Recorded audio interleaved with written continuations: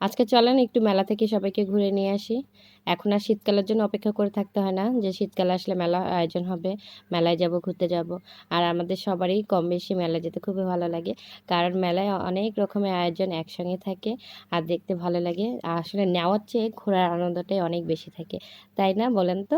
আসসালামু আলাইকুম, কেমন আছেন সবাই? আশা করছি যে যেখান থেকে আমার ভিডিওটি দেখতেছেন আল্লাহর অশেষ রহমতে সবাই ভালো আছেন। আলহামদুলিল্লাহ আমরা ভালো আছি। এই ভিডিওটা কয়েকদিন আগে ছিল। আসলে এত গরম যা কারণে এডিটিং সব কিছু মিলে শরীর মন সব কিছু মিলে এডিটিংয়ে মন বসতেছিল না, যার কারণে আমার এই ভিডিওটা আপলোড দিতে একটু দেরি হয়ে যাচ্ছে। আর আমরা মেলার প্রথম দিনেই মেলাতে গেছিলাম, তো খুবই ভালো লাগলো। মেলায় এবার আয়োজনটা একটু ভিন্ন রকম করছে, লাইটিং টাইটিং সব কিছু একটু অন্যরকম ছিল। প্রথম দিনে যেহেতু গেছি এখন অনেক দোকানপাট মানে ফাঁকা ছিল, বসা উপযোগী হয়নি, বসেনি আর কি।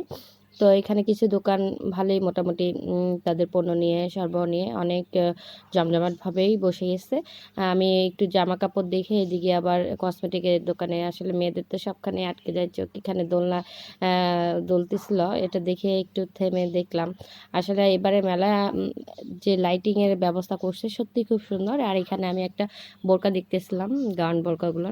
তো কোয়ালিটি অনুযায়ী দাম অনেক বেশি চাচ্ছিলাম মেলায়। আসলে সব কিছুর দাম তো সবসময় একটু বেশিই থাকবে তুলনামূলক, বাজারের তুলনামূলক। তো আমি শুধু দেখে গেলাম, কিছু নেওয়ার চিন্তাভাবনা প্রথম দিন যেহেতু ঢুকলাম, তাই চিন্তাভাবনা তেমন একটা নাই যে আমি প্রথম দিনই নিব।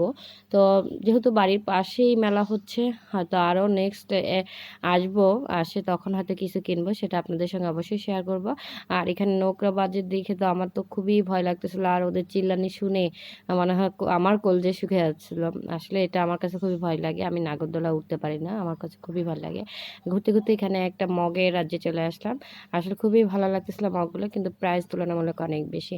আর এই ডোরবেলটারও প্রাইস অনেক বেশি চাচ্ছিল, আমার পছন্দ হয়েছিল কিন্তু প্রাইজের কারণে আমি নিচ্ছিলাম না।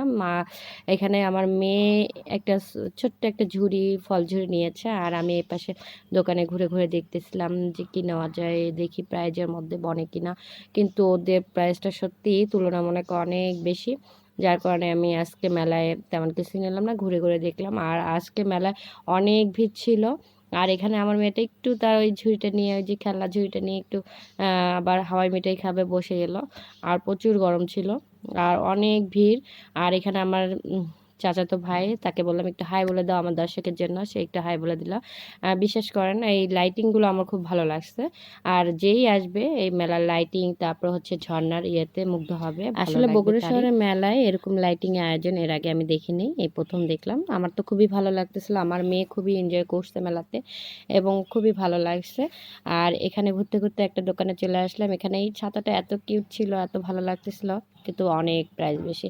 ঘুরতে ঘুরতে আমরা হাঁপাই গেছি, একটু অনেক গরম লাগতেছিল, তাই আমরা একটু আইসক্রিম খেয়ে নিচ্ছি। আর মেলা যেহেতু ফ্রি টিকিট ছিল আজকে উন্মুক্ত দিনের জন্য, তাই অনেক ভিড় ছিল। আমাদের মেলায় ঘোরাঘুরি শেষ, আইসক্রিম খাওয়া শেষ, তাই আমরা এখন চলে যাব। সবাই ভালো থাকবেন। আর আমার মেয়েটা ওর বাবা ছাড়া কিচ্ছুই বোঝে না, সে তার বাবা পাগল, বাইরে বের হলে তার বাবার কাছে। তাই মেয়েটাকে বললাম একটু টাটা দিয়ে দাও, সবাইকে বাই বাই বলে দাও। আমার মেয়ে ফিরেই তাকাচ্ছে না, আর বাবা কোলে ছিল। আবার বললাম একটু বাই বাই বলে দাও তোমা, এই যে আমার মেয়েটা বাই বাই বলে দিচ্ছে। সবাই ভালো থাকবেন, আসসালামু আলাইকুম।